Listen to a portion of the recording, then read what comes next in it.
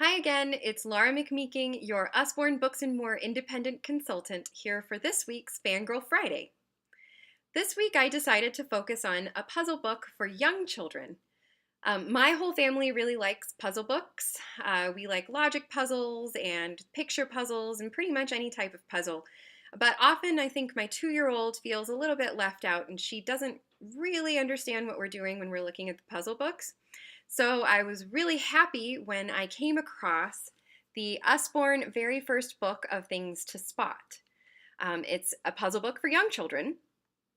And as you can see, the first page or the cover is really busy, lots and lots of things to spot. And that's how the whole book is actually.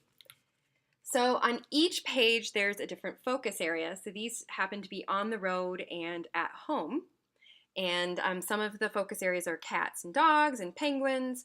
But on each page, there's lots of picture that kids can look at. So sometimes my kids just really like looking at the pictures and not necessarily finding anything, but just seeing what's there.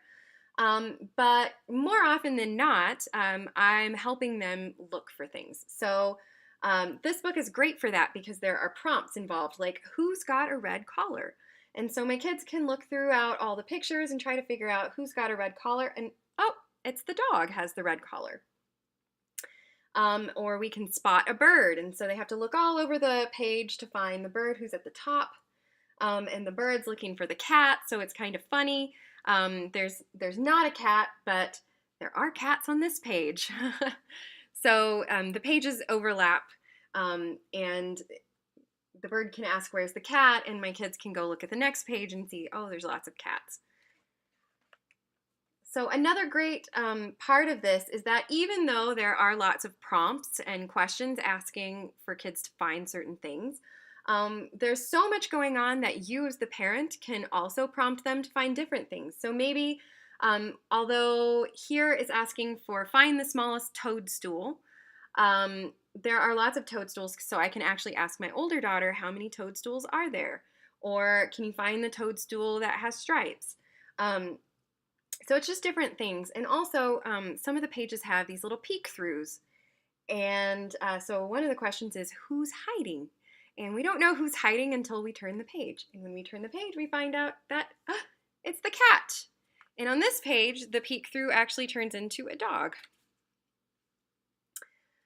So it's just really neat. It's great for teaching different concepts like colors and shapes, counting, different items that you would find around town or around the house. There's different cars and houses. There's just so much going on here. We can go back to it over and over and over again. And this is probably one of our biggest go-to books when we're not looking for necessarily a story, but we're looking for something really fun and engaging.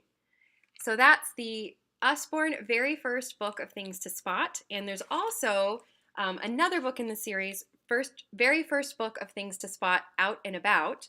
And there's actually a third that we don't yet have in our library that I'm hoping to get soon, called the very first book of things to spot at home.